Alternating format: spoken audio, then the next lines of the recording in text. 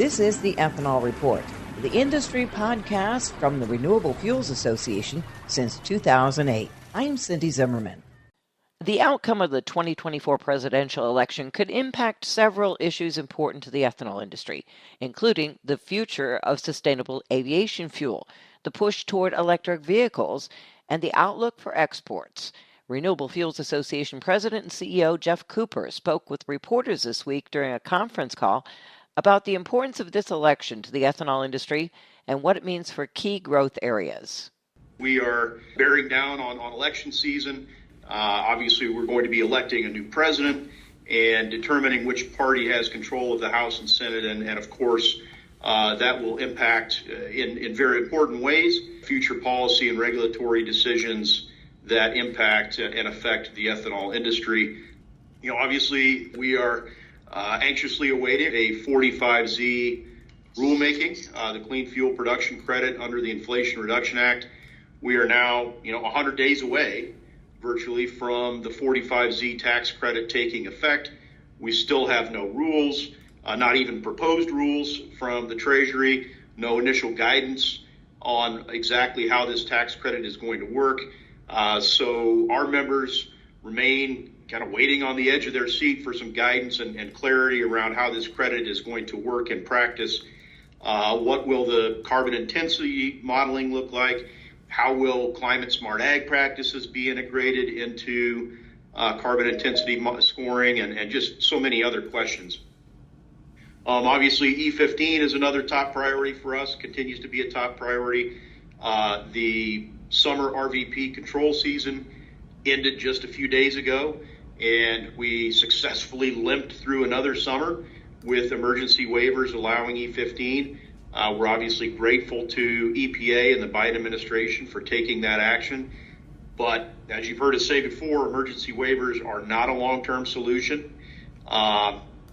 We need long-term certainty and clarity and predictability for the marketplace.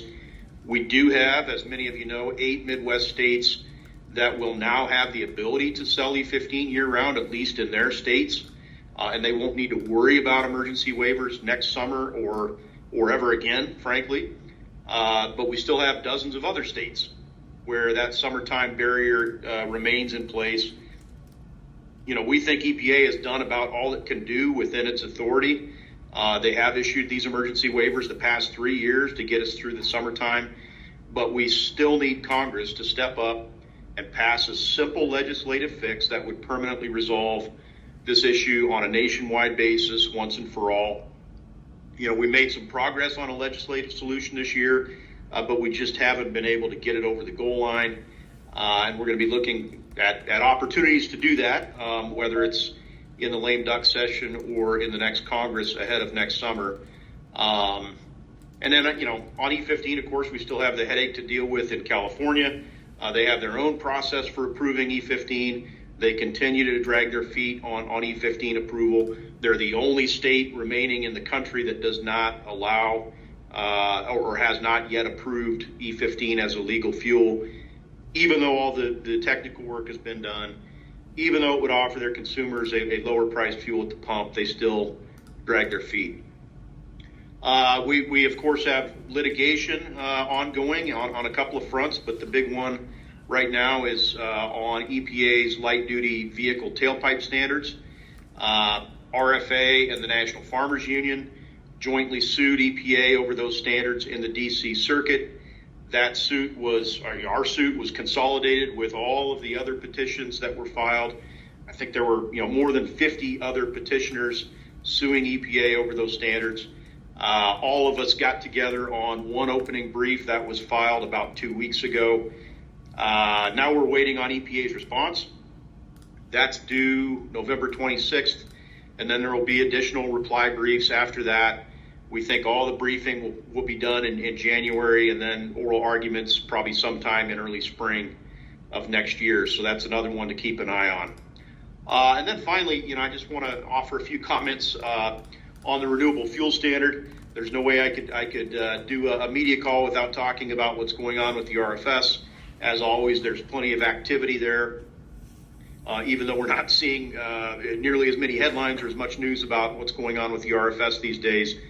On the legal front, we do have a pending appeal in front of the Supreme Court. That is RFS related. We're asking them to review and overturn a decision on small refinery exemptions that came out of the Fifth Circuit, the Court of Appeals. And really the basis for our cert petition or our appeal to the Supreme Court is that the Fifth Circuit was an improper venue to even take up that case and hear that challenge in the first place, because the RFS and because SREs are nationally applicable. The only proper venue for that type of challenge would have been the D.C. Circuit Court. Obviously, on the RFS, we are looking forward to volume standards and a proposal for new RVOs. That final rule, technically by statute, should have been published or should be published by the end of October for 2026 and beyond. We know that's not happening. EPA has already made clear that they won't make that deadline. We don't think we'll see a proposal until well after the election. Probably won't see a final rule until about this time next year. So we're gearing up for a busy year on the RFS in 2025. Our asks of EPA are fairly simple and probably quite familiar to those of you who have been covering the RFS. We're going to be asking EPA to continue growing the volume obligations in each category of the renewable fuel standard in 2026 and beyond. We're going to be asking them to revise their life cycle greenhouse gas analysis, make sure that pathways for carbon capture and sequestration are included, and other new technologies and practices are included in a revised carbon footprint analysis. And then finally, on the RFS, we will also be encouraging EPA. We are encouraging them today to get a handle on what's happening with used cooking oil and tallow imports that are coming into the country and being used as feedstock for biomass-based diesel production. We sent a letter to EPA just yesterday on this issue, asking the agency for an update on some audits that they are doing of feedstock supply chains. We also encourage them to really tighten up the regulations and close some loopholes to prevent what we think are probably mislabeled feedstocks from coming into the country and being used to produce RFS compliant renewable fuels. As we were looking at the data, almost 1 in 6 gallons of U.S. produced biomass-based diesel today is coming from imported used cooking oil or tallow. Most of that is coming from China and Brazil. Those are two countries, as you know, that have punitive tariffs in place on our ethanol. We're not shipping any ethanol to China today and very little to Brazil because of tariffs they have on our product. So we're shut out of their markets, and at the same time, we are opening the door to imports of their, supposed used cooking oil and tallow to make biomass-based diesel. That's getting the $1 a gallon tax credit. It's getting a 60-cent RIN. It's getting LCFS credits in California, and we just don't think that's right. When you look at the bigger picture, almost half of the biomass-based diesel being used in the U.S. today is coming from imports, whether that is imported feedstocks or imports of the finished fuels. So almost half. And we just don't think that's what Congress was intending when they adopted the Renewable Fuel Standard as part of the Energy Independence and Security Act in 2007. That law, of course, was all about enhancing domestic energy supplies and growing a domestic renewable fuels industry. So those are some of the issues that we're dealing with today and working on. Unfortunately, we're not expecting much, if any, resolution on some of these issues until we get the election out of the way.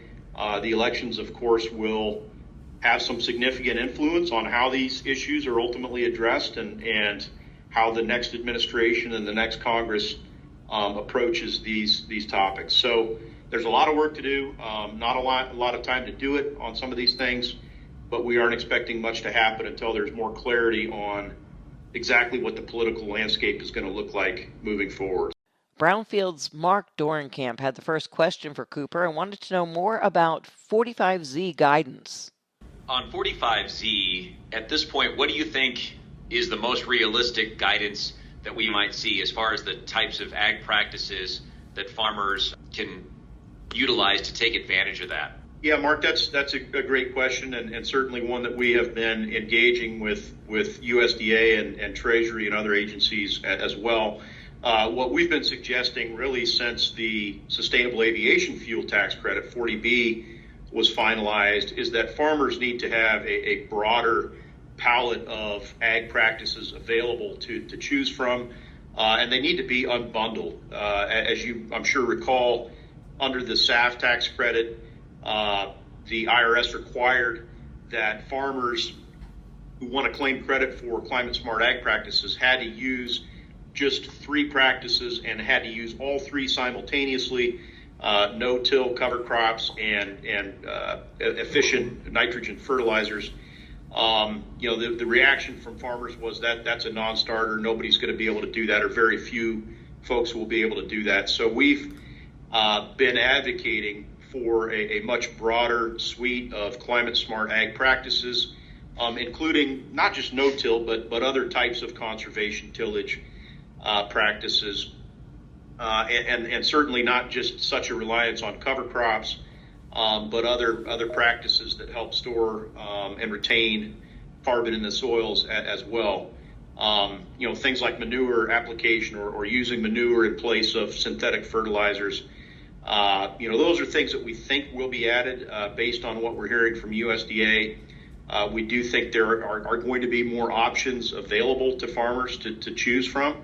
And we're also confident that they are going to be unbundled. And if a farmer is doing just one practice out of a menu of 5 or 7, they'll be able to document that and hopefully claim credit for that. So that's sort of what we're expecting. Of course, USDA had a request for information not too long ago, asking what sorts of practices should be recognized, and they got a lot of feedback from the agriculture community and from us in the biofuel space. Again, encouraging them to really open the toolbox and allow farmers to document the wide variety of practices that they're doing on the farm to lower carbon intensity.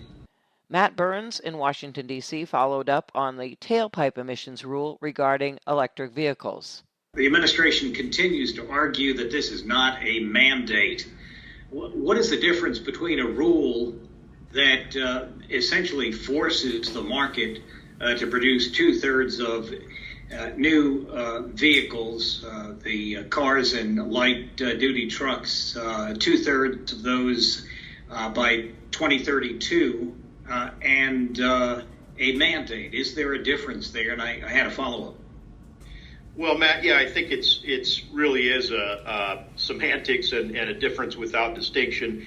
You can call it whatever you want, but if it looks like a duck and walks like a duck, it's a duck. The only way automakers can comply with these standards long term is to dramatically increase the production of electric vehicles and dramatically reduce their production of internal combustion engine vehicles. It's simple arithmetic. They cannot meet the required fleet-wide averages for those tailpipe standards unless they do those 2 things: build more EVs and build less internal combustion engines. So EPA can say it's not a mandate, it's not a requirement, but if there is no other way to meet the standards, what is it? It is a mandate. And so, I think that's the argument that we've been making and many others have been making. The automakers themselves will tell you, and EPA itself admits, you look at all of the record behind this rulemaking, and they analyze different pathways to compliance. All of those pathways rely very heavily on increased production of electric vehicles. And as you mentioned, kind of their central case, the way they see this thing playing out is that by 2032, 68% of new light-duty vehicles will need to be electrified for automakers to meet these standards. So, again, you can call it whatever you want, but the way the market is interpreting this regulation is it is forcing electric vehicles into the market and forcing internal combustion engines out of the market. Yeah, and if I could, just a quick follow-up on the export front. Is the administration doing enough, do you think, with regard to Brazil and its 18% tariff on U.S. ethanol, considering this fight's been going on now for years? Our Deputy Secretary of USDA was just down there. Again, Brazil, I know, temporarily suspended the tariff in 22, I believe, but it continues today, and it just doesn't seem to be reaching any resolution. Well, yeah, I'd say a couple things there, Matt. I think our friends in the administration are doing a lot on this issue. You mentioned the Deputy Secretary was in Brazil recently. We know that this topic was something she addressed and continued to, really lean on the Brazilians to take that tariff down or suspend it or reduce it. But more needs to be done, because clearly what we're doing isn't working with Brazil. They're not budging on that tariff. And as I mentioned at the front of this call, at the same time they've got a wall up to our ethanol, we are, waving through their tallow, and frankly, their ethanol is coming into this country essentially duty free, and it just isn't fair. It isn't right. We want a balanced and level playing field, and want reciprocal treatment. So we're going to be continuing to encourage our government officials to look at actions that could potentially be taken to establish that level playing field. There's two ways you can level the playing field, right? You can either work with Brazil to have them lower or suspend their tariff, or we could do something that equalizes the playing field by raising some barriers to their products coming into this country. Jarrett Renshaw with Reuters wanted to talk more about politics and what a Trump administration might mean for ethanol and the future of sustainable aviation fuel. Trump has pledged to essentially claw back all the unused IRA money if elected. And I think he said essentially on day one. What's your level of concern around that pledge as it relates to SAF, and kind of what is your organization doing to prepare for that potential? Yeah, thanks for the question, Jared. And it certainly is something we are keeping a very close eye on. It's something we have been speaking with the campaign about. And frankly, I think we've been pleased to see more and more voices from the Republican Party who see value in some of these IRA programs, namely 45Z, 45Q, the 45Z hydrogen credit. They support sustainable aviation fuel. We just saw the Senate launch a SAF caucus last week that is bipartisan. So I think we're hearing more and more Republican voices step up to the plate in terms of highlighting the importance of some of these programs. They're seeing investment or big plans for investment in their districts and states as a result of some of these IRA provisions. So, we know those messages are getting through to the Trump campaign. We know that people in his orbit are pointing some of these things out to him, and we're hopeful and expecting that a Trump administration, should he be elected, would not just throw the whole IRA out the window and claw back any unspent funding, and that they would take a more surgical and more discerning approach to the program. So that's what we're working on. But it remains a work in progress. Lastly, I asked Cooper about the most recent crop forecast from the USDA and the record ethanol export numbers being seen this year. Yeah, and I think those two things are somewhat related, Cindy. We did see from USDA in their latest crop report an increase in the average national corn yield. I think that was not expected by the trade, or certainly the magnitude of that increase in yield. So we're going to have a whale of a corn crop this fall. It's going to be a big one. If not a record crop, it's going to be close to it. I think farmers are increasingly concerned about the levels of carryout and just surplus and supply outstripping demand. And so it really does, I think, bring more focus onto what actions can be taken to really, provide a shot in the arm to corn demand in the short term. And of course, we believe the quickest way to increase demand for corn and value for corn is to let more of it go into the ethanol industry. And for that to happen, we need to have the marketplace allow more ethanol into the fuel supply. So that's where E15 becomes critically important. It's also where exports become very important, and the fact that we are on pace for record exports, probably somewhere close to 2 billion gallons, we think is really helping to support and keep good balance in supply and demand, at least for ethanol. But again, if we're going to make sure our corn farmers have a home for the corn they're growing and harvesting this fall, we're going to need to see even higher levels of ethanol exports and frankly higher levels of domestic consumption here through E15 and other higher blends. The Renewable Fuels Association has been the voice of the ethanol industry and policy matters since 1981, and you can learn more about the industry and the issues at ethanolrfa.org. And that's the Ethanol Report for this time. Thanks for listening.